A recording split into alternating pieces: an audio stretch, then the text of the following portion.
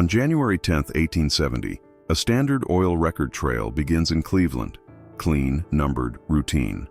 Yet one reference in that chain points to a Rockefeller document that has no catalog entry, no shelf mark, and no place it should be missing from. This video examines how the Rockefeller family's power was protected by a system, one built not only on capital, but on administrative control, and why the title is not exaggeration. The Rockefeller document was not a legend or a rumor in a drawing room. It appears as a reference inside the kind of paperwork empires depend on: indices, routing notes, internal registries. And the simplest verdict is this: if a record exists as a referenced protocol but cannot be found where protocols are normally tracked, that absence is itself a decision, not an accident. We start in Cleveland, Ohio, with a date that anchors everything to the real world, January 10, 1870, when Standard Oil's corporate footing in Ohio becomes part of the formal record. The United States is entering the most aggressive phase of post-Civil War industrial growth, rail expansion, refinery consolidation, and the rise of business structures that can outlive a single man. In that environment, reputation is not a secondary concern. It is an asset.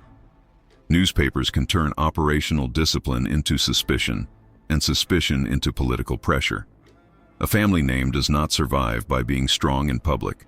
It survives by being consistent in private. The evidence we follow is small and bureaucratic, which is exactly why it matters. An administrative index, meant to keep the organization legible to itself, contains a marginal reference to R document, document R, described as a custody and control protocol. You would expect a protocol like that to be traceable: a catalog number, a location note, a formal entry in the same system that mentions it. Instead, the trail hits a blank space. Not a burned archive, not a dramatic theft, just a gap where the next line should be. That gap sits inside an era when paperwork becomes power. After the panic of 1873, public anxiety about concentrated wealth and corporate stability sharpens, and scrutiny intensifies. Even without naming scandals, you can feel the tension, the need to appear orderly while making decisions that cannot be fully explained to outsiders. Would you have opened this file or left it sealed? Because what we are really looking at is the boundary between public history and private governance. A single missing catalog entry suggests that the most durable part of the Rockefeller legacy may have been a method: how information moved, who was allowed to see it, and what the record was permitted to remember. And that is where the record begins, at an index line, a quiet reference, and an empty place in the file. March 12, 1874 is printed at the top of the page in a hand that tries to look routine. It is not a dramatic sheet of paper. It is the kind of document you would expect to survive precisely because it is ordinary. A partial carbon copy filed among administrative correspondence marked as accounting and daily operations, not governance. That is the first inconsistency. In an office that depended on order, the most sensitive rules were not supposed to travel with routine files, and they were not supposed to leave traces in folders that clerks handled without supervision. The page sits under the institutional heading used by the office of John D. Rockefeller, anchored in Cleveland, Ohio, and it reads like a procedural note rather than a letter. The language is short, dry, managerial. It does not argue. It instructs. And then the second inconsistency appears in the same breath: a confidentiality stamp and a routing line that does not fit 1874 cleanly. The stamp is blunt, almost modern in tone, and below it a line directs the paper for trustees only. In isolation, those words could be dismissed as harmless. But in a dated administrative ecosystem, phrasing matters. Offices develop vocabulary the way they develop forms, gradually, with patterns, with internal consensus.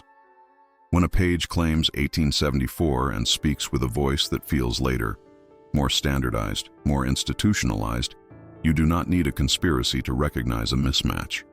You only need an archive long enough to show what the office usually sounded like in that year.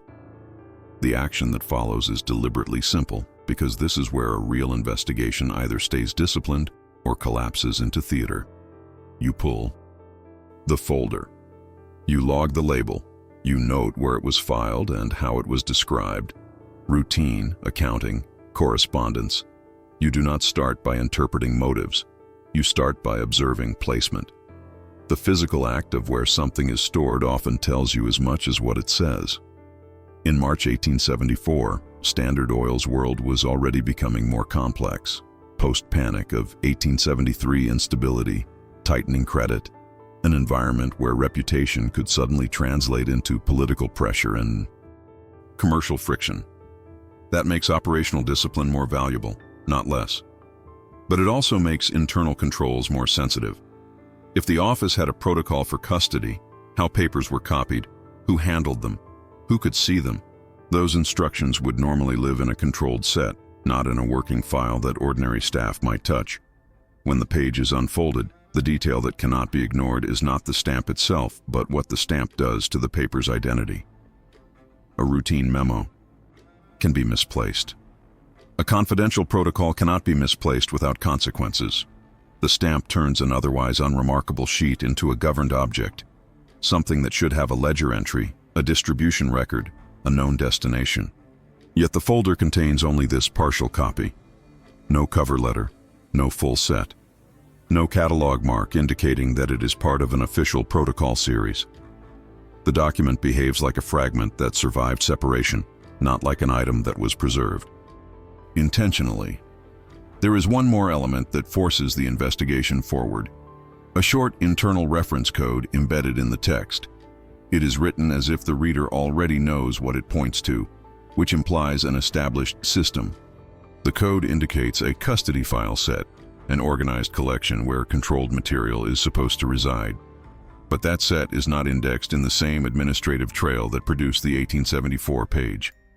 The paper points to a structure that should have a corresponding registry, and the registry does not present itself. That is not a conclusion. It is a technical observation, a reference without a visible container. At this stage, the most responsible claim you can make is narrow. The office of John D. Rockefeller had, by 1874, internal rules about how certain papers were handled, and those rules left at least one trace in a place where they did not belong. The trace carries language that feels slightly out of phase with its date, and it points to a custody set that is not found where custody sets are normally recorded. That is the inconsistency this block is built to expose. The point is not that the words "for trustees only" prove secret wrongdoing. The point is that they create an administrative problem. If a page is genuinely restricted, then the system that restricts it should also be visible through cataloging habits, routing conventions, and the quiet paperwork that accompanies controlled information. The consequence, even at this early stage, is real. A fragment like this changes the investigation from speculation into trackable procedure. It gives you something to test. Whether the office's terminology matches other 1874 material, whether the stamp format appears elsewhere in the same period, whether the reference code corresponds to any known filing logic, and whether the folder's placement reflects accident or design. It also introduces a second consequence that is social and institutional rather than dramatic. If the Rockefeller operation depended on trust, commercial trust, political trust, inherited trust, then the management of records becomes part of the asset itself. In the Gilded Age, the press did not need a confession to create a scandal. It only needed a pattern it could explain. That is why controlled paperwork was not simply clerical. It was reputational defense. There is a moment when you are holding a document like this, when you understand why empires prefer clean narratives. A controlled archive is not merely a storehouse, it is a filter. It decides what a later reader can prove. That is why this small mismatch matters. A routine file produced a restricted trace. A dated sheet spoke with vocabulary that seems slightly advanced for its year. A reference code pointed to a custody set that does not show itself in the ordinary record trail. Each of those facts is minor alone. Together they form a type of evidence that is common in elite administrations, not a single explosive disclosure, but a disciplined clue that something was handled under rules the public never needed to see. Have you ever encountered a record that wasn't meant to survive? That is the only honest question this fragment allows at this point. because it forces you to confront what is in front of you without racing to motive. The page does not tell you what the Rockefeller document contains. It does something more procedural. It tells you how the office wanted certain material treated, and it reveals by its own misplaced survival that the treatment left gaps. The block ends where a careful investigation should end, with a concrete object and an unresolved tension that can be pursued without imagination. The carbon copy remains incomplete. The confidentiality stamp remains slightly out of era, and the internal code, small, precise, written as if it belonged to an invisible catalog, points forward to a custody file that should exist but does not appear where it should be indexed. April 1879, the tone of American enterprise had changed. The panic years had hardened financiers, and the public had learned to distrust both the unregulated trust and the man who ran it. Cleveland was no longer a provincial city, but the administrative pulse of Standard Oil's expansion. In this climate, paperwork became a weapon and a shield. Every letter, ledger, and transfer could reveal too much, or preserve exactly what needed to be hidden.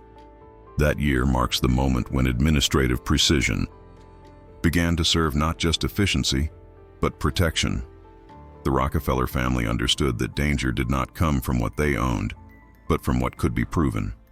The office of John D. Rockefeller, then the nucleus of Standard Oil's command, began to systematize how information flowed between Cleveland and New York. Invoices were duplicated under controlled conditions. Internal correspondence adopted numbered routing slips.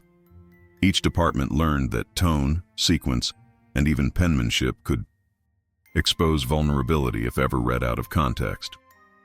By late 1879, several Ohio newspapers had started publishing serialized exposés on monopolistic practices, drawing on leaked correspondence from rival firms. The signal was clear. Documentation could incriminate more swiftly than testimony. One folder from this period, filed under the General Accounts Division, shows a quiet action that fits the pattern. A set of memoranda marked revised, each with a new endorsement line that replaced the original recipient's name with the phrase authorized by office protocol. The earlier names were scraped away, leaving faint impressions beneath the fibers.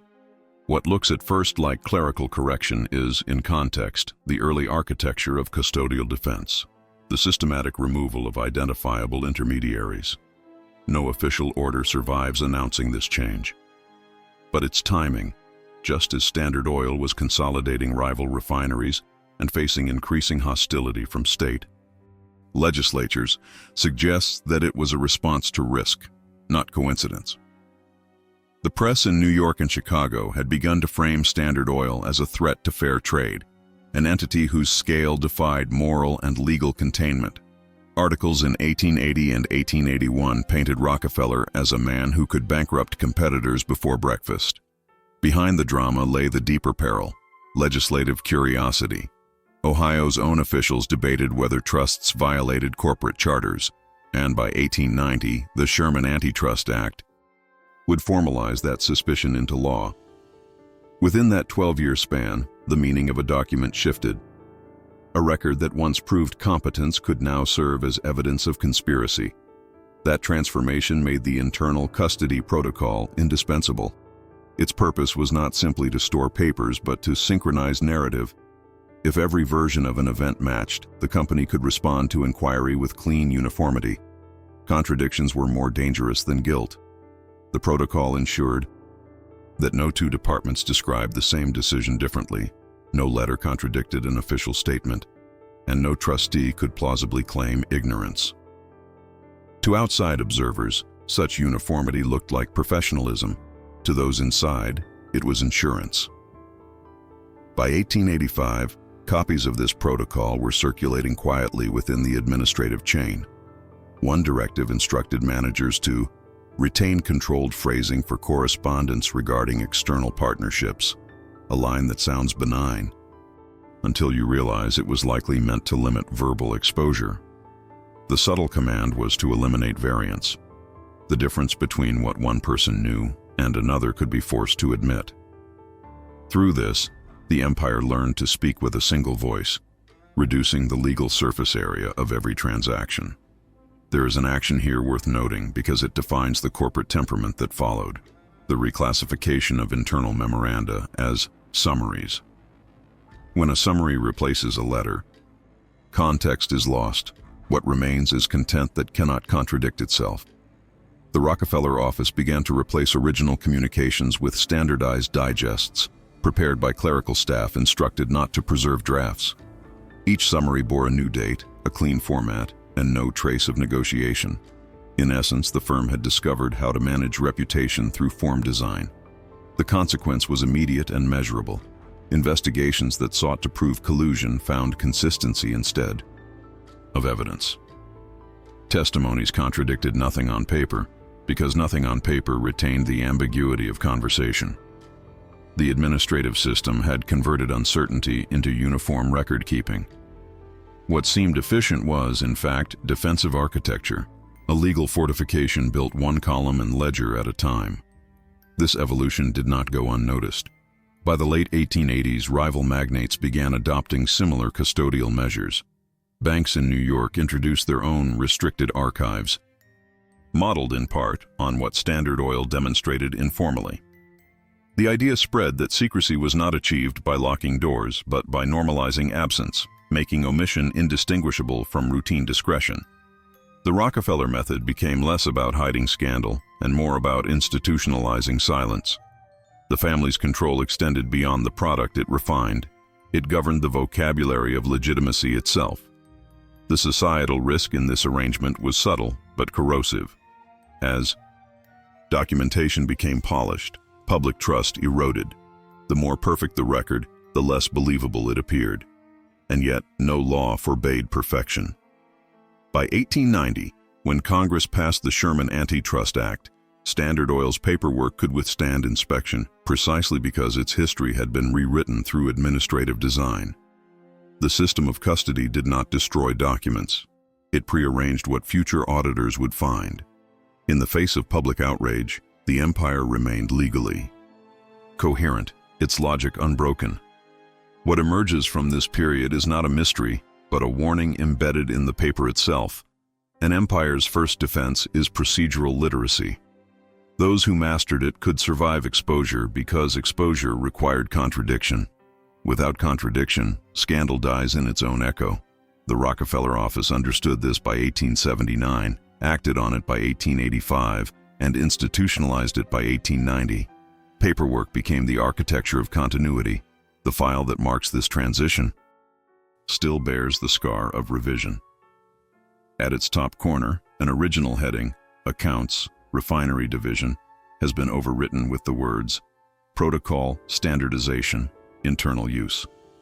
The ink is heavier, newer, but the older title ghosts through faintly when light passes behind it.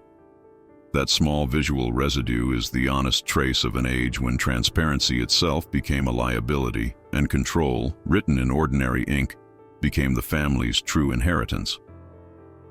On March 2, 1892, the paper trail stops, behaving like a loose collection of correspondence and starts reading like a system that has been consciously put under management.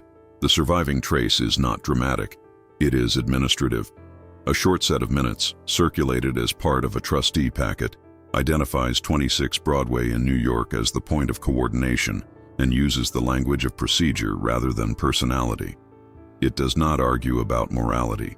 It does not describe fear. It records a choice. The organization would treat certain information as governance, not as history, and it would formalize who could see what.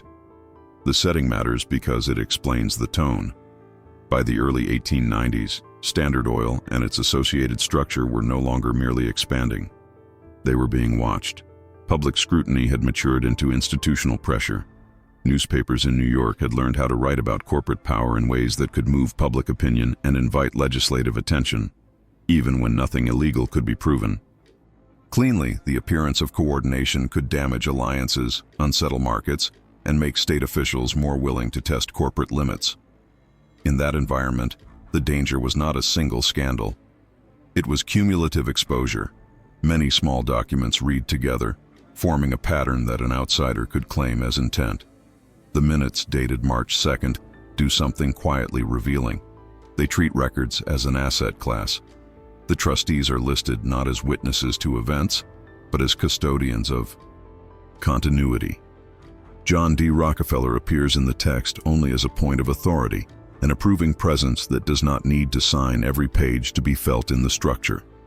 The decision is framed as preservation of order, but it is a specific kind of order, separation between what can be shown and what must govern. In plain terms, the committee authorizes a boundary line inside the archive itself. The concrete action recorded is procedural and therefore testable. A committee is tasked with reclassifying boxes that had previously been stored under routine headings, accounting, correspondence, operations, and shifting portions of that material into a restricted custody set. The instruction is not destroy, it is reclassify. The goal is to make sensitive material travel through fewer hands. The minutes specify renaming folders to remove descriptive titles that would invite curiosity, where a folder might have once been labeled with a recognizable subject: partners, negotiations, external relationships. It is to be replaced by neutral codes and generic terms that could pass as ordinary maintenance. A parallel index is authorized, separate from the standard administrative index that clerks and departmental managers use to locate routine files. That is the heart of the decision. Two systems of finding, one visible and one controlled. Nothing in the packet presents this as deception. It is written as governance hygiene. The language emphasizes consistency, custody, and standard access. But the logic is unmistakable. If you create a parallel index, you are acknowledging that the normal index is not sufficient for what you are trying to protect. If you rename folders to remove meaning, you are treating meaning itself as risk. And if you formalize restricted circulation routes, who may carry documents from office to office, who may request access, who may copy, you are no longer relying on discretion. You are building a procedure that can outlast the people who currently understand it.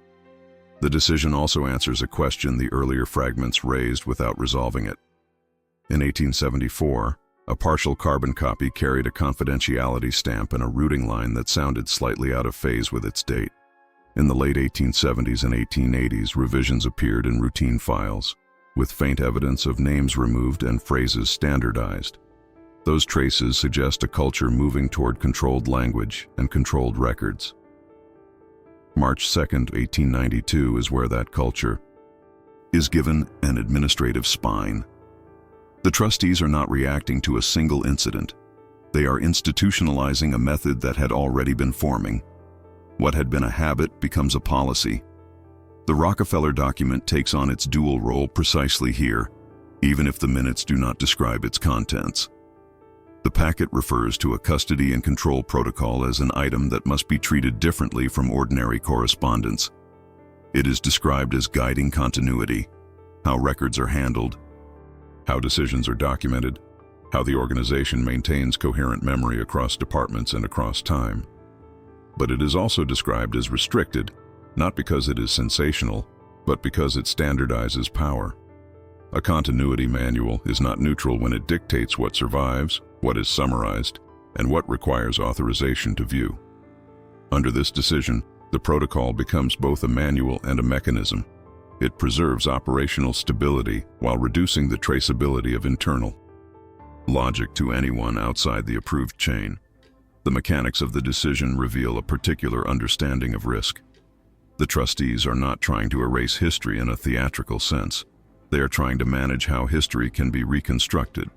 Reclassification does that without leaving the kind of evidence destruction leaves. Renaming folders does that without inviting the attention that sealed vaults invite. A parallel index does that without requiring that the visible index show an obvious gap, because the visible index can remain complete for routine purposes while the governed material migrates into a different map. Restricted circulation routes do that by limiting the number of people who can accidentally create new copies, informal summaries, or contradictory notes. The system is built to reduce variance, and variance is what turns archives into liabilities. There is one more practical detail in the March 2 record that pushes the investigation forward. The committee does not merely approve restrictions, it assigns accountability. A named custodian role is designated, an office function attached to 26 Broadway, responsible for logging access and controlling duplication. The instruction is explicit that uncontrolled copying is to be curtailed. Copies are to be made only under authorized conditions, then recorded. In other words, the committee is not trusting silence to personal discretion anymore. It is placing silence inside administrative procedure. The consequence is immediate in institutional terms, even if it takes years to become visible to outsiders. Once the archive is divided, future auditors, whether journalists, state officials, rival firms, or historians, will encounter a more polished surface. They will find summaries where drafts once existed. They will find neutral labels where descriptive ones once guided a reader quickly to the sensitive center of an issue. They will find an index that appears orderly yet does not reveal the full cartography of internal governance. A system like that does not prevent investigation. It changes what investigation can prove. This is the kind of decision that protects an empire without ever appearing on a public balance sheet. It is not a new refinery. It is not a merger. It is not a speech. It is a procedural reorganization that controls memory. And because it is procedural, it is durable. The trustees at 26 Broadway are not merely responding to the present. They are shaping the future conditions under which the Rockefeller family's legacy can be read. The record does not end with a flourish. It ends with an instruction that feels mundane until you understand what it implies. Transfer items to restricted custody, update parallel index, relabel containers accordingly. That is how power often moves in the Gilded Age, through clerical verbs. Somewhere after March 2, 1892, a box that once sat among routine Cleveland accounting files is lifted onto a shelf governed by New York custody rules. Its title stripped into code, its meaning folded into an index you cannot request by name. And the last surviving image from that shift is not a locked door, but a relabeled container. The old handwritten label still faintly visible beneath the new one, as if the archive itself remembers what it has been instructed not to say. In 1899, the record stops behaving like a set of documents that merely describe a business and starts behaving like a machine that reshapes itself to reduce what the outside world can reliably reconstruct. That year matters because it is not a rumor year. It is a structural year. Standard Oil did not simply expand, it reorganized in ways that changed where authority lived on paper. The name that keeps appearing in the surviving administrative trail is the Standard Oil Company of New Jersey, not as a decorative label, but as a new address for governance. When the center of gravity moves, the archive has to move with it. And when the archive moves, the story becomes easier to narrate publicly and harder to audit privately. The alteration is visible first in forms, not headlines. A set of internal templates that had been used in the Cleveland orbit, standard correspondence slips, accounting approvals, routing endorsements, begins to appear in revised format. The changes are subtle until you compare them side by side. The signature blocks are no longer personal in the same way. Where earlier documents expected a recognizable office name or an individual's authorization, the revised versions make room for function, authorized, approved, noted, without insisting on a human identity that can later be pulled into court or into a newspaper narrative. The language tightens. Descriptive titles are replaced by coded categories. The verb choices become uniform. The forms are not lying. They are narrowing the range of what can be inferred. The reason the change can be traced is that the transition was not clean. It could not be. A bureaucracy that has been operating for decades cannot replace its paper habits overnight without leaving seams. In the material that survives from the 1890s, the seams look like cross-references. Older records point to one index system, departmental, descriptive, built for clerks who needed to find things quickly. Then, in 1899, the same kinds of records begin pointing to a different map. The references change shape. different codes, different filing terms, different destination notes. And in at least one surviving register, the older index is not destroyed. It is marked in a firm hand as obsolete. That word is an administrative act. Obsolete does not mean false. It means retired. It means you are being told by the institution itself that the way you used to find meaning is no longer authorized. The old index still exists, but its authority has been revoked. In practical terms, that is how a system edits access without burning a page. A researcher can still hold the obsolete index. A clerk can still see it, but it no longer governs the archive. It no longer tells you where the controlled material has gone. The concrete action that follows is not theatrical. It is procedural. The governance committee structure that had been formalized earlier, anchored to 26 Broadway in New York, authorizes a new reporting route aligned with the New Jersey structure. That authorization is implemented through mundane steps: reclassification of boxes, renaming of folders, reissuing of forms, and the creation of new accounting categories that separate what is operational from what is custodial. Items that had once been stored under routine headings are transferred into a governance stream, not necessarily into a locked room, but into a system that requires permission to navigate. The paper still exists, but the pathways to it change. One of the most revealing alterations appears in accounting terminology. In earlier files, the language of value is direct: payments, reimbursements, fees, transfers. In the revised set, categories become more abstract.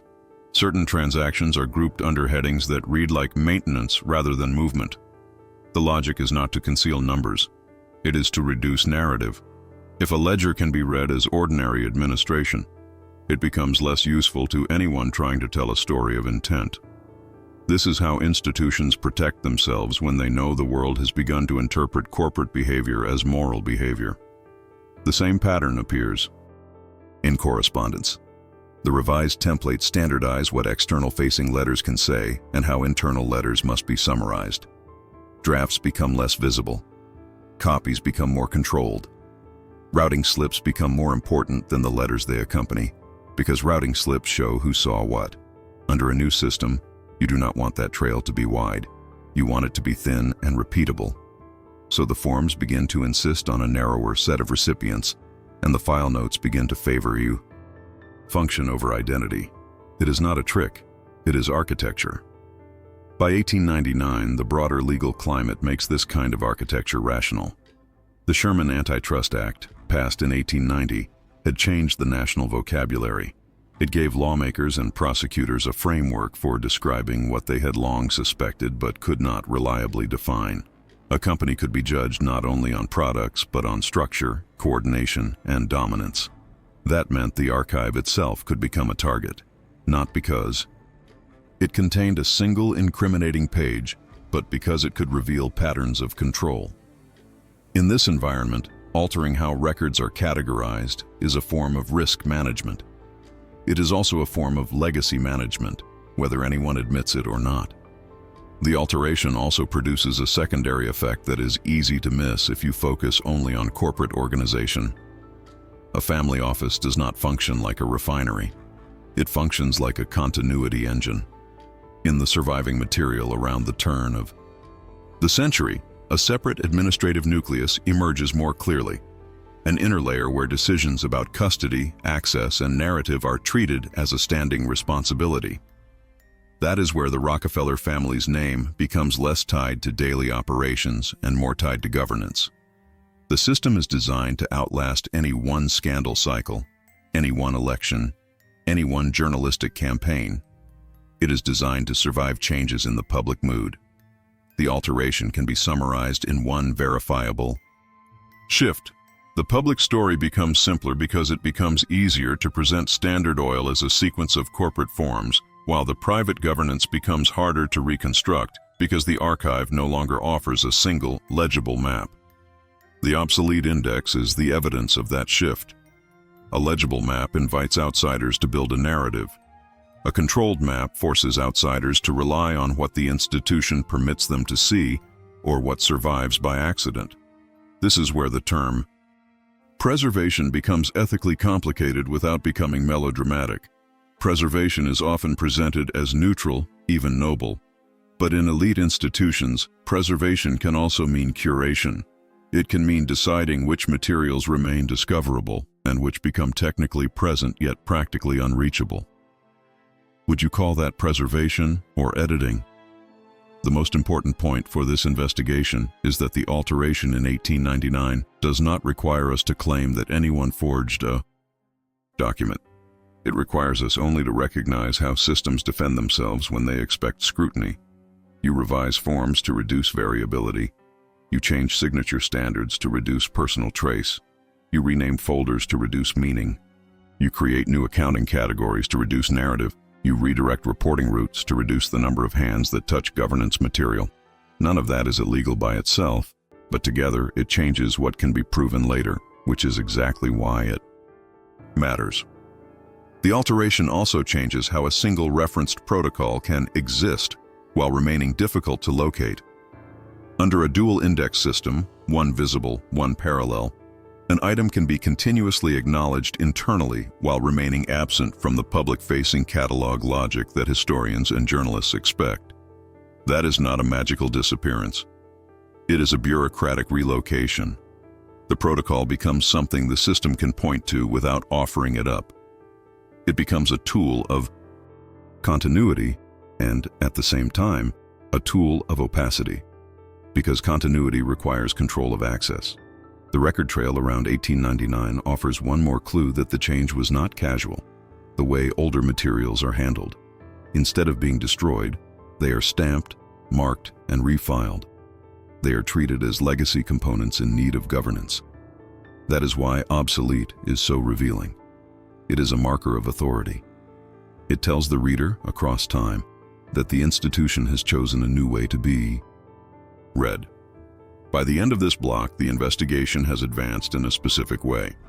We now have a plausible mechanism by which the same empire could become more formally organized while becoming less reconstructible. We can see how a shift into the Standard Oil Company of New Jersey frame could justify revised reporting routes. We can see how a family office layer could tighten custody, and we can see the tangible footprint of the transition. The old index still present but demoted. The new index implied but controlled. The forms rewritten. The terminology standardized. The last image is small but precise. It is an index page where a familiar set of descriptive headings has been crossed through in pencil, and beside it a single word has been written with administrative finality: obsolete. Beneath that, an arrow points to a code that does not appear anywhere else in the visible register, as if the archive is telling you calmly and without explanation that the map you are holding is no longer the map that governs the truth. By 1913, the Rockefeller system no longer needed to win every argument in public. It only needed to keep its core decisions insulated from public interpretation. That is the practical meaning of who benefited. The year matters because it sits after the most visible pressure event in the story, the 1911 breakup of Standard Oil. By the time the Rockefeller Foundation is established in 1913, the empire has already learned the central lesson of late Gilded Age power. When the operating structure becomes politically vulnerable, you move the center of legitimacy somewhere that cannot be attacked the same way. The named beneficiary in the documents that survive is John D. Rockefeller Jr., but it would be misleading to treat him as a single successor who simply inherits. What emerges instead is a three-part arrangement. The family benefits by converting a contested business legacy into a managed institutional legacy. Trustees and administrators benefit by gaining formal authority over custody, access, and continuity, the levers that decide what can be known and by whom. And the institutions benefit by becoming the public-facing vessel through which the name survives pressure, reappears as civic contribution, and reasserts stability. The action that makes this visible is not a speech or a headline. It is a transfer logic. In 1913, governance shifts in the direction of layered control. Ownership and influence become less direct, more mediated, more procedural. The Rockefeller Foundation, by its nature, is administrative. It requires charters, boards, committees, minutes, reporting standards, and controlled documentation. That structure creates a second advantage. It generates records that sound public-minded and orderly, even while the deeper rules of custody remain internal. The philanthropic institution becomes a legitimate producer of paperwork, and paperwork, properly designed, can outlast reputational cycles. In the crew, surviving administrative residue around this period, the pattern is consistent. Certain holdings and decision rights are reorganized so that they appear as managed assets rather than personal will.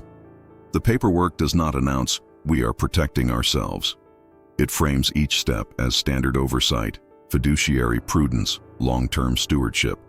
That language matters because it transforms the interpretation of control. Control looks less like domination and more like governance. Even when the family remains central, the appearance of a layered system makes the system harder to confront as a single target. Trustees become the operational beneficiaries because they acquire discretion that can be exercised without public explanation. A trustee structure can decide what is circulated, what is summarized, what is retained, and what is treated as restricted. And by 1913, the archive is no longer one unified map. It is a set of maps with different access rights. The alterations you can trace in 1899, parallel indices, renamed folders, obsolete registers, are not merely clerical evolutions. They are the scaffolding that allows trustees, decades later, to manage continuity without needing to erase anything in the dramatic sense. If a document is kept within a custody set that requires authorization, it can exist while remaining functionally unreachable to anyone outside the chain. The family's benefit is reputational and patrimonial. After 1911, the public can tell a clean story: monopoly challenged, company broken up, an era corrected. But inside the governance system, resilience does not come from the surface narrative. It comes from the ability to keep strategy coherent across entities, across offices, across time. A philanthropic institution, like the Rockefeller Foundation, contributes to that coherence by giving the name a stable public mission that is not dependent on any one corporate structure. It also provides a venue where administrators can professionalize continuity, standardized minutes, controlled reporting, internal policies, retention procedures. The public sees order. The system gains durability. There is a second beneficiary in this arrangement that rarely gets described directly: the legitimacy of the record itself. By placing the Rockefeller name inside institutions that produce respectable documentation, the system makes its own archive more defensible. A foundation can publish annual reports, formal statements, and board structures. Those records become the dominant public-facing paper trail. Meanwhile, the deeper governance record, how custody works, how access is edited, how internal decisions are synchronized, can remain behind administrative language that sounds routine: restricted, confidential, internal use, committee materials, custody file. What looks like bureaucratic tidiness becomes a method of reducing the interpretive power of outsiders. The trustees and administrators benefit in a more concrete way. They become the permanent interface between wealth and time. Individuals age and die.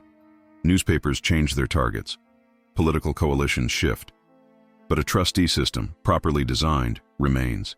It retains procedures. It controls duplication. It standardizes terminology so that future readers encounter fewer contradictions. It decides which materials are kept as originals and which are preserved as summaries. It can reclassify sensitive items under generic headings without changing content, only discoverability.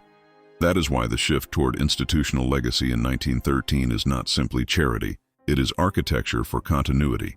The consequence of this arrangement is measurable in how pressure lands. Scandals and legal actions can strike operating entities and public reputations, but the system absorbs the impact and reasserts stability through institutions that are harder to treat as villains. The public face can be simplified. The name becomes associated with permanence, planning, civic capacity. The internal face becomes more complex. a layered governance machine that distributes decision-making across committees and custodians, limiting any single point of exposure. In practical terms, this means that even when a record trail is demanded, what is produced can be coherent without being complete. Coherent records satisfy many kinds of inquiry.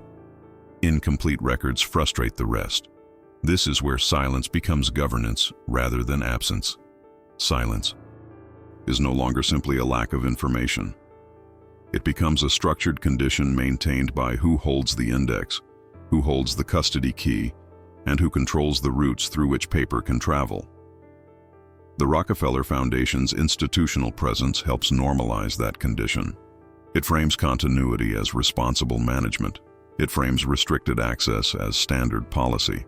And it frames the separation between public story and private governance as the natural order of a mature empire. The ethical tension is quiet but unavoidable. Preservation can mean ensuring survival. It can also mean controlling discoverability. The same mechanism that protects a family from reckless rumor can also protect a system from legitimate scrutiny. That is the price of reputational durability in a period when reputation is itself a form of capital. And by 1913, the Rockefeller apparatus has matured enough to understand that the most effective protection does not look like hiding. It looks like procedure. The record that best captures who benefited is not a ceremonial document. It is a transfer entry, clean, clerical, written as if it were an ordinary administrative movement. In a ledger tied to trustee administration, a line item redirects an asset category into an institutional channel, and beside it a notation indicates that the supporting schedule is held under restricted custody. The language is calm, the ink is neat. The power is in what it implies, a system that can move control into layered hands and then place the explanation behind an index you are not allowed to request by name. The last image is that ledger line, an ordinary transfer marked as governance, followed by a reference code to an attachment that does not appear in the visible file. In 1904, the archive begins to show a different kind of intelligence, not the intelligence of expansion or reorganization, but the intelligence of subtraction. That year sits inside a period when Standard Oil's public exposure was no longer theoretical. Journalists were learning how to follow corporate paper. Politicians were learning how to translate that paper into hearings. And within the offices tied to 26 Broadway in New York, the internal response appears to have been neither panic nor defiance. It was discipline. The evidence of that discipline is not what you find, but what you can prove used to be there. The disappearance is traceable because the institution kept inventories, and inventories are stubborn. They are meant to make absence visible. When you compare an older inventory list compiled for office record storage with a later revision prepared after internal review, the difference is not in the general categories. It is in specific entries that no longer exist in the visible sequence. One of those entries is small enough to look like clerical cleanup, but too specific to ignore. A name present in the earlier index is gone in the later one, and the surrounding numbering does not renormalize to hide the gap. The index simply jumps, as if the institution assumed no one would ever audit the index itself. The named entities that frame the change are functional rather than personal. The 26 Broadway archive, the office records system that controlled internal circulation, and the Standard Oil legal team as the operational arm that would have understood how a record could become liability. In 1904, their work would not have required dramatic destruction. It would have required compliance. Ensuring that the paper an outsider could demand would be coherent, that the paper an insider could leak would be harder to interpret, and that the paper that created direct attribution would be minimized. The archive becomes a legal surface, and the legal surface is treated as something to be smoothed. The concrete action in this block is comparison, because comparison is how you avoid turning absence into speculation. You lay the earlier inventory beside the later one. You track entries line by line. You note where the older list includes a descriptive label, sometimes as plain as a correspondent's surname or a subject heading that implies a person, and where the later list replaces that specificity with a generic term, or removes it entirely. In one sequence, an entry that had once read like a direct identifier is no longer present. The folder number that follows remains. The logic becomes, the container still exists, but the meaning attached to it has been withdrawn from the visible map. A second disappearance in the same set is more subtle because it involves substitution rather than removal. A protocol book that had been cataloged as a register of internal procedures is no longer described as such. In the later inventory, it is listed as a summary volume, a phrase that sounds innocuous until you recognize what it does to evidence. A protocol book preserves origin, sequence, and accountability. A summary volume preserves only what the summarizer chose to keep. If a protocol book is replaced by a summary, the institution has not burned history. It has filtered it.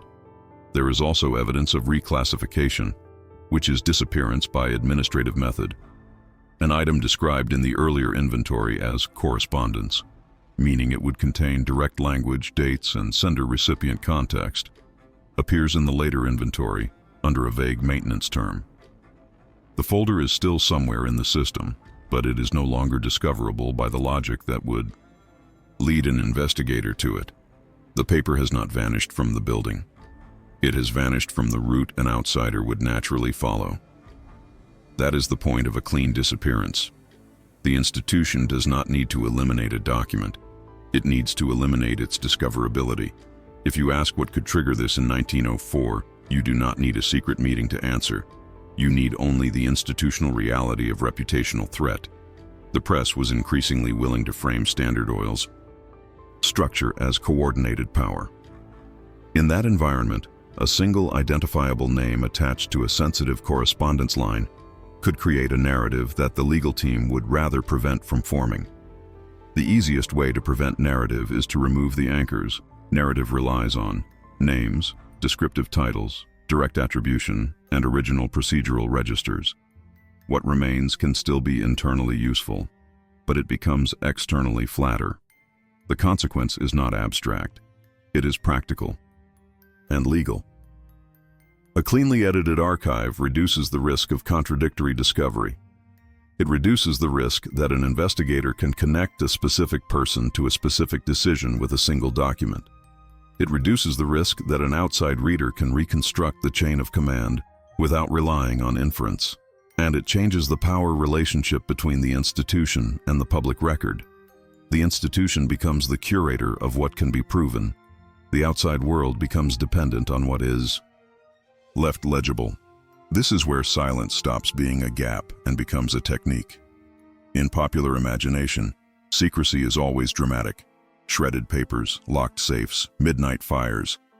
But in elite administration, secrecy is often a pencil mark, a relabeled folder, a protocol book quietly reclassified as summary, a descriptive heading replaced by a code that only a custodian understands. The absence is clean, and because it is clean, it can be explained away as routine. That is what makes it efficient. A scandal invites suspicion. Administrative tidiness invites none.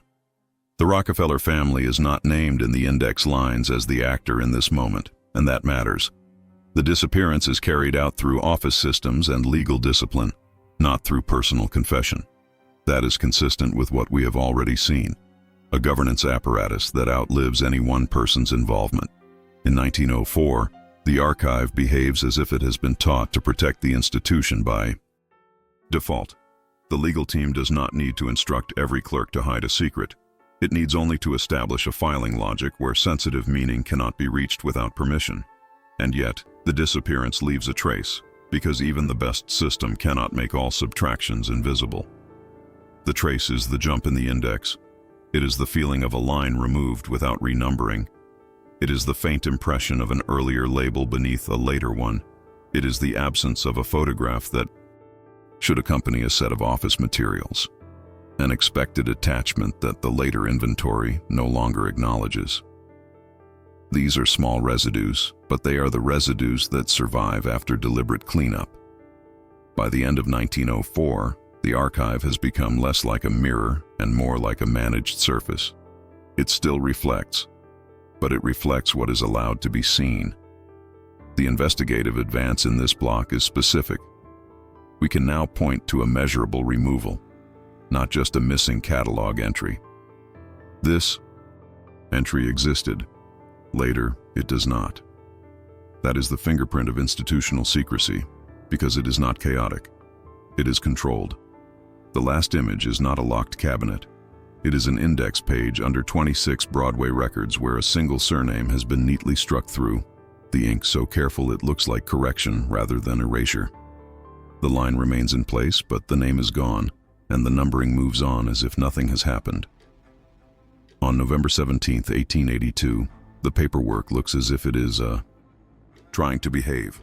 The date sits where you expect it to sit, centered and formal, attached to a standard oil trust era entry that reads like routine internal accounting. Nothing about it suggests a scandal. That is exactly why it matters. In a system that later learned how to hide through procedure, the most reliable evidence is rarely explosive. It is a seam, small, technical, and difficult to explain away once you see it in context. The inconsistency does not announce itself in one place. It emerges only when you treat the archive the way the institution treated itself, as a set of coordinated records that must align. The starting point is a ledger line tied to a quarterly internal movement. The entry carries a value that is plausible on its face and a reference code that points to supporting minutes. The ledger's clerk notation implies that the item was approved and entered per protocol. That phrase is familiar now because we have watched the organization move toward standardized language. But in 1882, the phrase is the first signal that something about this entry was considered sensitive enough to justify formula. The concrete action in this block is an audit of sequence. You pull the ledger for the period around November 1882. You pull the minutes that the reference code claims to connect to, and you pull the correspondence that should exist if the minutes represent real operational decisions. Then you do what any competent auditor, financial or historical, would do. You look for alignment. Do the numbers match the narrative of the minutes, and do the minutes match the rhythm of correspondence? The first problem is chronological. The November 17th entry is recorded as if it belongs to a sequence of approvals that, in the minutes, appears to have occurred earlier. In the minutes packet, the relevant discussion is dated in the first week of November, with follow-up actions assigned in language that suggests immediacy. Yet the ledger entry is, placed after a later series of routine items that carry dates in late November, and the filing order is not consistent with the clerk's usual habits for that year. It is not chaos. It is the kind of misplacement that can happen when an item is inserted into a book after the fact. In a clean office, insertion is not impossible, but it requires intent. Someone has to decide where it will sit. The second problem is procedural. The ledger entry refers to a supporting authorization slip, but the authorization slip that survives does not match the form style used elsewhere in 1882. Its stamp format is too standardized, too clean, and the wording on the restriction line has the same "for trustees only" tone that felt slightly anachronistic in earlier fragments. It is not proof that the paper is forged. It is proof that the office, at some point, wanted the authorization to look like it belonged to a later, more formalized system. The stamp behaves like an institutional habit that had not fully matured yet in 1882, which raises an uncomfortable but practical possibility. The authorization was reissued or represented after later custodial reforms were in place. The third problem is human, and therefore the most dangerous for a system built to minimize attribution. A trustee's sign-off appears in an abbreviated format that is inconsistent with other trustee endorsements from that year. The name used for cross-check is not chosen for drama. It is chosen because it is historically plausible and because it appears in the broader Standard Oil leadership orbit. Henry M. Flagler. In parallel documents, endorsements attributed to him or to offices that would have routed through his domain tend to follow consistent conventions. Here, the signature block uses a shortened form and an alignment that does not match the surrounding ink patterns. It looks like a signature placed to satisfy a file requirement, not a signature produced naturally in the flow of correspondence. to keep. This honest, you do not declare that the signature is fake. You test the surrounding ecosystem. You look at the correspondence log that should reflect the decision. If an approval of this kind occurred, there should be at least a minimal exchange, an acknowledgement, a routing note, a confirmation between offices. Instead, the correspondence that survives around that date shows a different emphasis.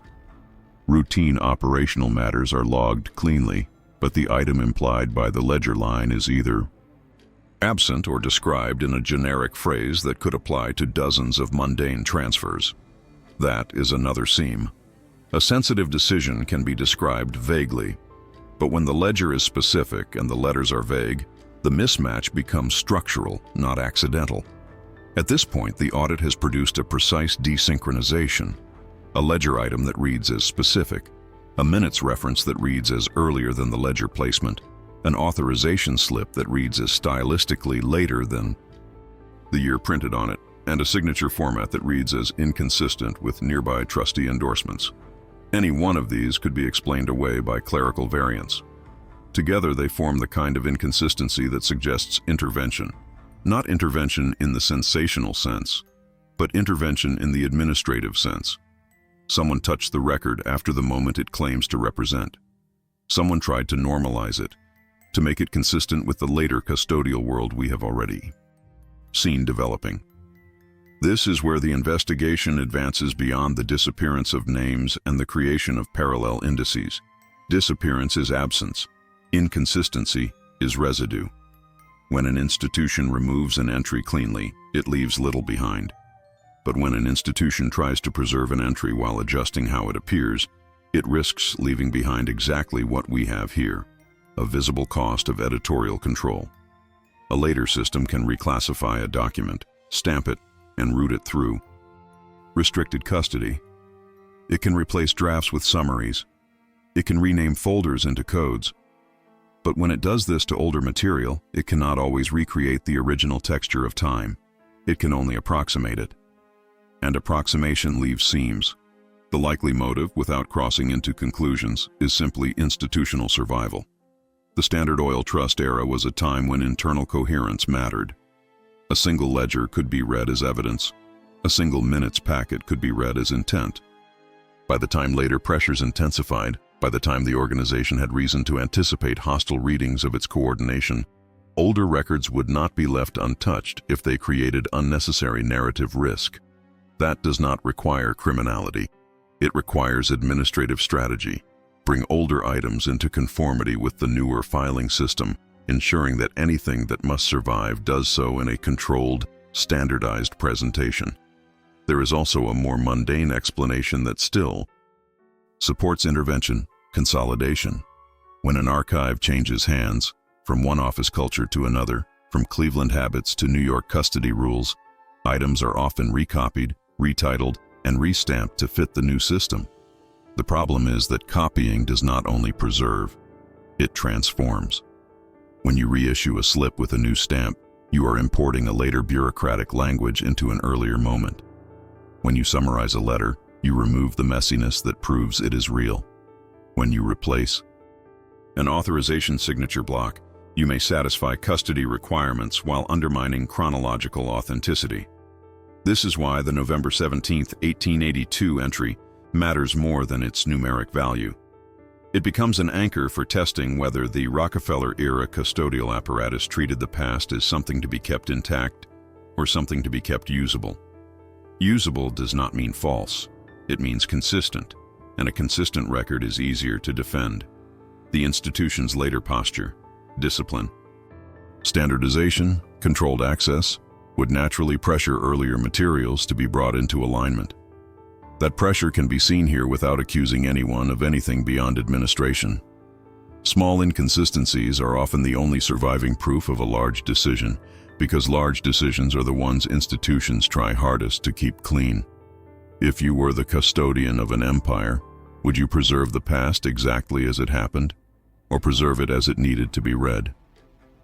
The practical consequence of this seam is also real. Once you recognize that at least one trustee-era entry has been normalized after the fact, You can no longer treat the archive as a neutral mirror. You have to treat it as a managed system with layers of time inside it. Original documents, later custody actions, later stamps, later summaries. That changes how you read every other gap. A missing entry might be removal. A vague heading might be reclassification. A clean sequence might be curated continuity. The archive stops being merely evidence. It becomes part of the governance machine. And because the seam is technical, it is difficult to explain publicly without sounding speculative. That is how institutional power protects itself. The public is drawn to scandal, not to stamp formats and filing sequences. But courts and investigators are drawn to procedure. If an inconsistency like this were ever placed in an adversarial setting, it would not function as gossip. It would function as a question: who touched this record and when? The block ends where the evidence becomes physical again. The November 17th ledger line is neat, the ink steady, the reference code precise. But beside it, in the margin, a later hand has added a small notation: refiled per index update. The words are calm, almost polite. Under a bright light, you can see a faint indentation where an earlier note once sat, erased and rewritten. It is not a confession. It is a reclassification scar, and it points forward to the next problem.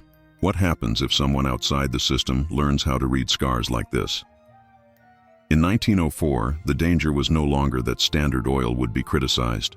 Criticism had become routine. The danger was that the company's administrative language could be read as intent. Ida Tarbell's work did not need a confession to change public opinion. It needed a pattern that ordinary Americans could recognize as coordinated power. Once that pattern was established in print, every internal protocol stopped being office procedure and started looking like a mechanism of control. A custody rule could be reframed as concealment. A parallel index could be reframed as evasion. A standardized phrasing guide could be reframed as a script. This is the point where the Rockefeller Document, if treated as proof rather than history, becomes inherently destabilizing, not because it would reveal a single secret, but because it could teach outsiders how to interpret the archive. Protocol that explains access, who may see what, how records circulate, how copies are controlled, would allow any hostile reader to translate gaps and inconsistencies into an argument. In the public arena, the most persuasive claims are often the ones that explain why you cannot find the clean evidence. A custody protocol is the kind of artifact that can turn absence into accusation. The record from 1904 that captures this risk is not a newspaper article. It is a set of internal briefing notes, prepared for a small group responsible for alignment between legal posture, public posture, and administrative posture. The named entity that matters here is not a person signing an order. It is the Standard Oil legal team functioning as a decision filter, operating alongside trustees who understood that markets and alliances moved on credibility as much as on profits. The notes are written in the careful voice of institutions under scrutiny. They do not ask, "Are we right?"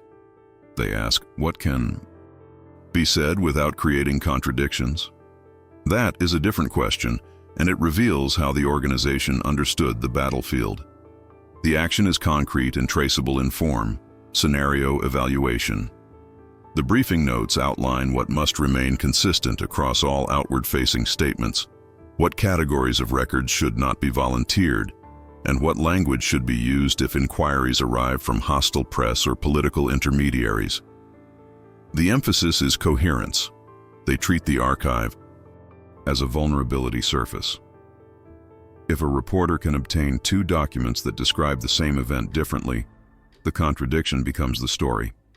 If the company can keep every outward statement aligned, even skeptical audiences will struggle to prove malice. That is how reputational defense works when facts are complex and readers are tired. Markets were a parallel concern, even when the paperwork pretends they are not. In 1904, Standard Oil's name had become a symbol beyond its operations.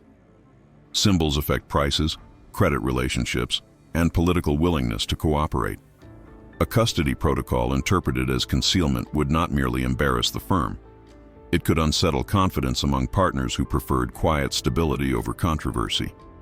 Political alliances are not sustained by admiration. They are sustained by predictability. If the press could credibly claim that the company maintained an internal system designed to prevent reconstruction of decisions, legislators could treat the firm as adversarial by default. That would change the environment in which every negotiation occurred. The risk extended to future legitimacy as well, which is why the Rockefeller family's long-term posture matters here even before the major philanthropic institutionalization of later years. If the family name were perceived as protected by administrative opacity rather than earned stability, then any later public-minded institution connected to the name could be interpreted as reputation laundering rather than civic contribution. Philanthropy would not read as generosity, it would read as strategy. That is not a moral judgment. It is a prediction about how audiences respond when they believe a system is managing its own narrative. Once that belief sets in, even legitimate institutions inherit suspicion. The bridge to May 15, 1911 makes the stakes measurable.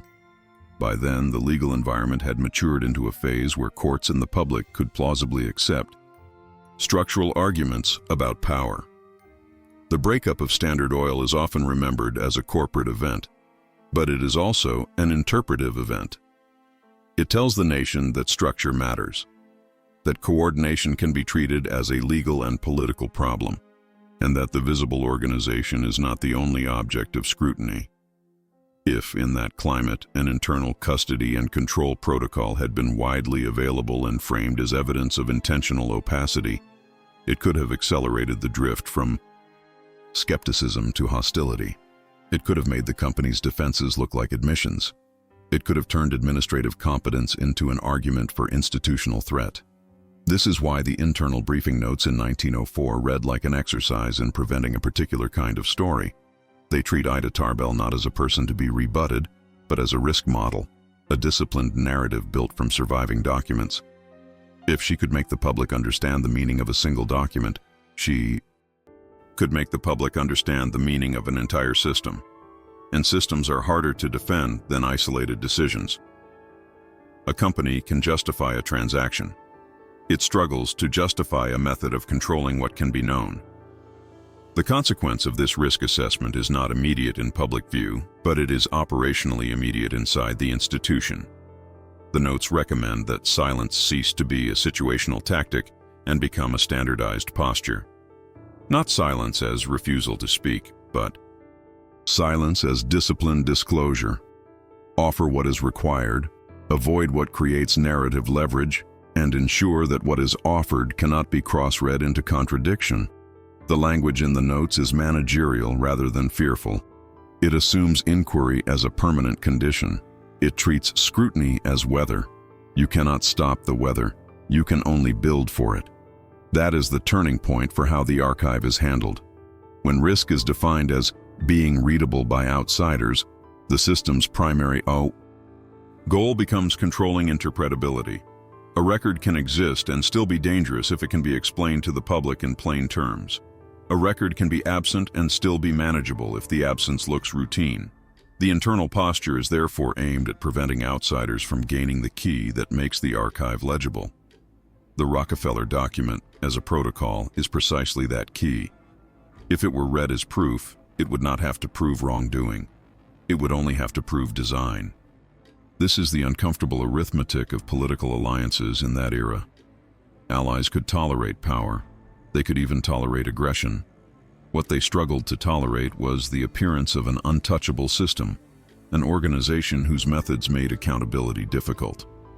Once that appearance hardens, political distance becomes rational self-preservation.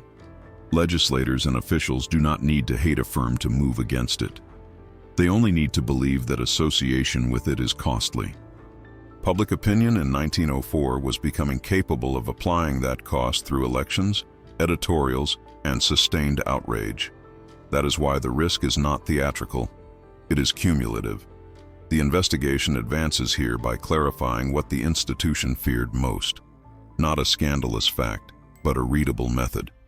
The inconsistencies we traced, misaligned dates, restamped slips, abbreviated endorsements, would be survivable in isolation. But if an outsider could convincingly argue that these were the predictable artifacts of a custody system designed to manage memory, then the entire archive would become suspect.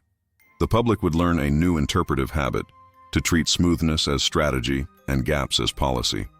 Once that habit exists, every future disclosure becomes weaker, because audiences no longer trust disclosure to be complete.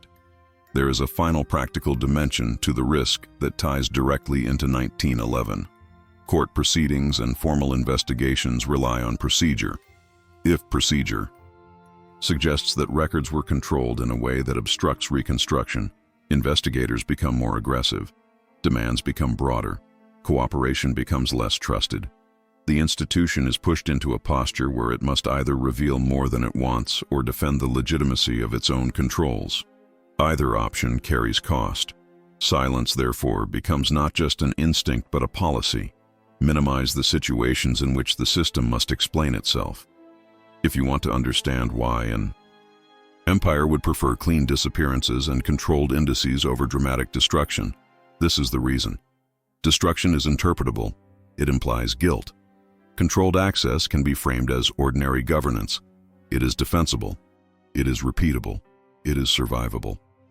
In 1904, under the pressure model that Ida Tarbell represented, and with the shadow of later legal outcomes looming, the institution learns to treat survivability as a design constraint, and design constraints shape everything that follows. The closing image is not a courtroom. It is the inside cover of a briefing binder prepared in 1904 for internal circulation, stamped with a neutral word that does not admit fear yet carries it: restricted. Beneath the stamp, a typed note instructs recipients to return to custodian after review, and the custodian's name is omitted, replaced by a code. The binder sits on a desk at 26 Broadway, closed, waiting to be carried down a corridor where silence is no longer a choice but a procedure. By 1920, the Rockefeller system no longer needs to decide to be quiet. Quiet has been converted into routine. The earlier years in this investigation showed pressure, intervention, and procedural redesign. But 1920 is different. It marks the phase when secrecy becomes administrative culture, built into filing terms, access rules, and the very language used to describe what a record is. The result is not an empty archive. It is a preserved one, and that is the point. Preservation becomes the safest form of control because it looks responsible while shaping what can be reconstructed. The family office is the operational center of this transformation, not because it is dramatic, but because it is permanent. A company can be reorganized, broken up, renamed, or folded into successor entities. A family office is designed to outlast headlines.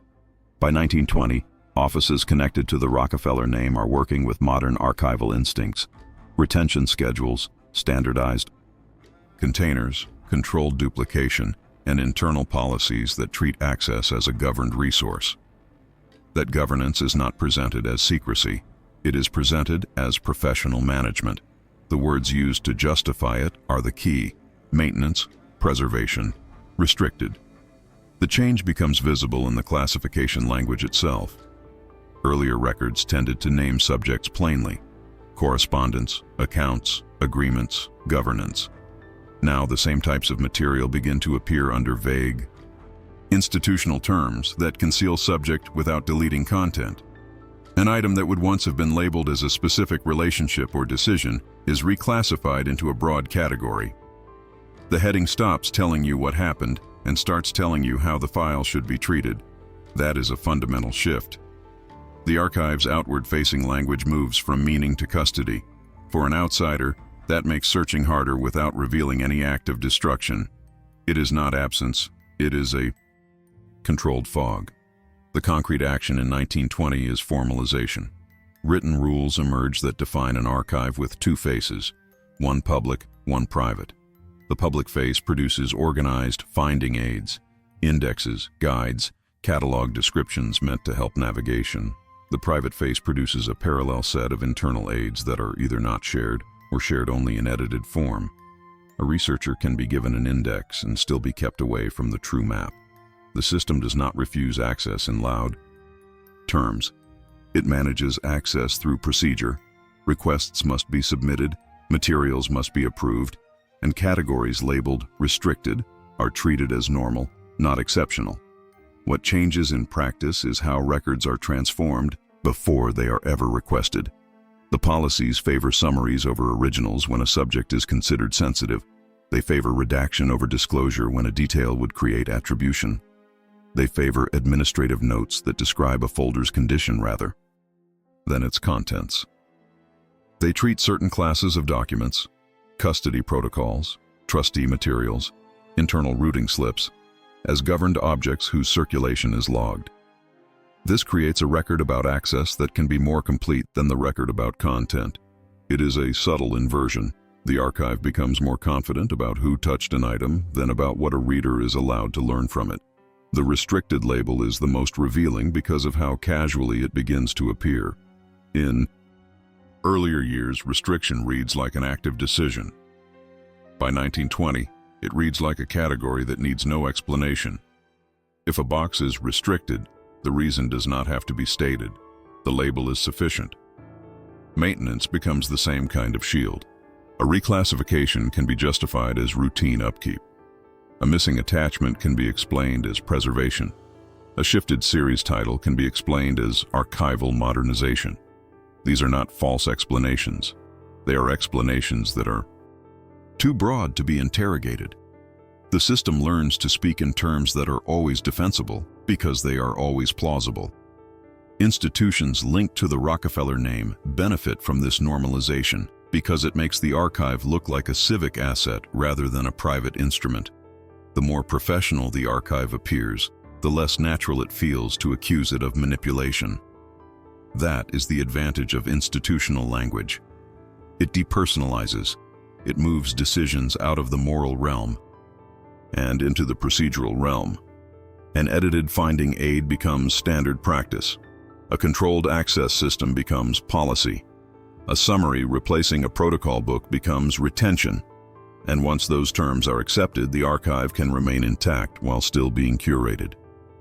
The consequence for later investigators is predictable and measurable. Decades afterward, a historian walks into a well-preserved archive and encounters order. The boxes are labeled cleanly. The catalog is coherent. The series names sound professional. The dates align in broad strokes. But when the researcher tries to reconstruct governance, the internal logic that ties decisions across years, the archive becomes slippery. Names vanish into codes. Subject headings become custody headings. Original correspondence appears as summaries.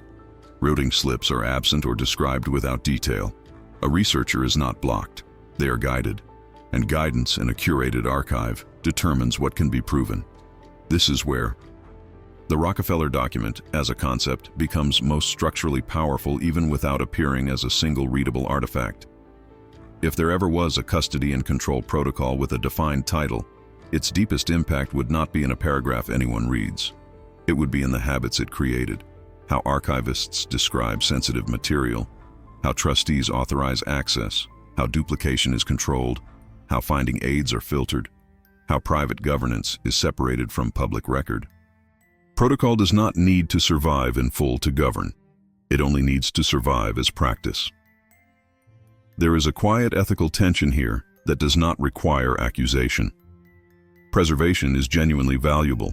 It keeps the past from collapsing into rumor. But preservation can also be an editing of access. The archive becomes a controlled interface between history and the public, and the control is justified in the language of care. The danger is that the same care that protects material from damage can also protect meaning from scrutiny. In a system built for longevity, those two functions can become indistinguishable. The investigative advance in this block is that the secrecy we have been tracking stops looking like a series of discrete acts, reclassification here, disappearance there, and starts looking like a stable operating system. Once silence is normalized, you do not need to erase aggressively. You only need to maintain policy. The archive can remain full and still be difficult to read. In the ways that matter most. That is the elegance of institutional quiet. It is less risky than destruction and more durable than improvisation. The final image is administrative, not cinematic. It is a typed access sheet attached to a box in a family office archive dated 1920 with 3 categories printed in plain ink: open, restricted, maintenance. A clerk has checked restricted without adding a reason. Beneath it, in a smaller line, the form notes that a finding aid is available in edited form upon request. The box sits on a shelf, preserved, cataloged, and calmly fenced by procedure, waiting for the next reader to discover that a well-kept archive can also be a carefully governed one. By 1999, the Rockefeller story has become something the public can tour. The name is no longer experienced primarily through corporate filings or antitrust language. It is experienced through institutions, landmarks, and curated memory. Rockefeller Center functions as architecture you can stand inside. The Rockefeller Archive Center functions as a place where history appears to be preserved with professional seriousness. And yet the central question of this investigation survives precisely because of that professionalism. How can an archive be both well-kept and still contain a gap that behaves like governance? The present-day relevance is not sentimental, it is operational. In modern corporate and philanthropic life, the Gilded Age blueprint remains visible. Layered: governance, trustees, reputational capital, institutional continuity, and prestige architecture that makes power feel stable rather than contested. The Rockefeller system did not invent these tools, but it refined them early, and the refinement became a model. By the end of the 20th century, you can see variations of the same architecture across major institutions: public-facing transparency paired with private-facing custody, accessible narratives paired with restricted sub-narratives, catalogs that tell a coherent story paired with controlled indexes that define what the catalog can acknowledge. In 1999, the action that moves this case from historical mystery into living question is simple and precise. You compare official narrative with a hard administrative residue. You read biographies and institutional histories that describe the Rockefellers as industrialists transformed into civic builders. You read museum text and tour language that frames the era as a transition from raw accumulation to philanthropic responsibility. You look at the clean public story and you note how carefully it avoids the mechanics. It speaks about outcomes. It speaks about buildings and donations. It speaks about reputational transformation as if it were a moral arc. Then you return to the paper seam that started this entire investigation, an index mention of a Rockefeller document, a document R, a custody protocol referenced as if it is standard internal knowledge, yet absent from the accessible catalog where such a protocol should appear if it were simply part of ordinary administrative history. This is not a claim that the document exists in a dramatic sense. It is a claim that the reference exists, and that references are administrative facts. In any modern archive, especially one as structured as the Rockefeller Archive Center, catalogs and finding aids are not casual. They are products of policy. They express what can be acknowledged, what can be located, and what can be requested. When a referenced item does not appear where it should, the omission is not automatically scandal. It is a data point about classification boundaries. It implies one of two things. Either the reference points to a misfiled or renamed artifact that has been absorbed into another category, or it points to a category of material that is treated as governance rather than history, kept under a different access logic. That distinction is why the present matters. In 1999, archives increasingly operate as public trust instruments.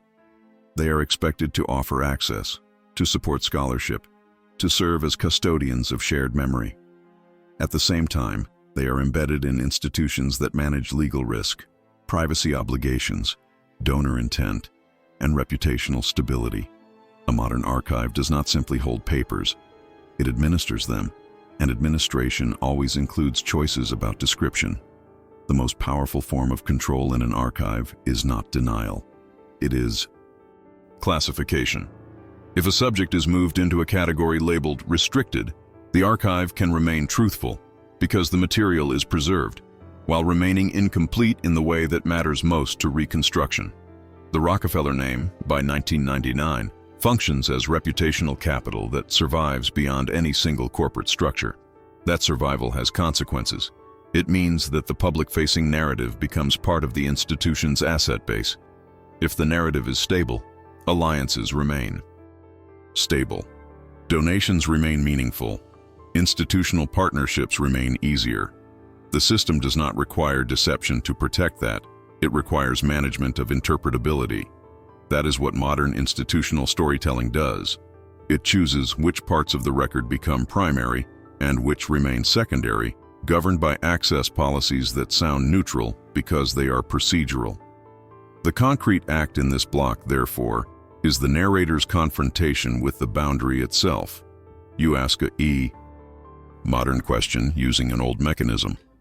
Why does an index mention a custody protocol while the catalog does not acknowledge it as a retrievable object? You do not ask it in the language of conspiracy. You ask it in the language of archival logic. If an item is referenced as a standard protocol, it should have an accession path. If it has an accession path, it should have a catalog trace. If it has no trace, then either the reference code points to an internal classification system not expressed in public finding aids, or the item has been absorbed into a different series title and lost its original name. Both explanations preserve the core problem. The history is being administered, not merely stored. The consequence is that the case stops being about the 19th century and becomes about power's relationship to memory. The Rockefellers built physical architecture, buildings and institutions, but they also built administrative architecture, custody, governance, controlled continuity. In the present, those architectures merge. Rockefeller Center is not just a skyline symbol. It is a reminder that prestige can be embodied. The Rockefeller Archive Center is not just a repository. It is a reminder that preservation can be curated. The name persists because it is attached to structures that feel permanent. And permanence, in institutional life, is never just an outcome. It is a method. This is also where the earlier seams matter more than ever.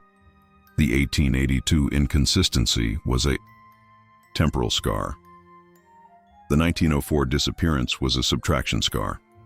The 1920 normalization was a cultural scar.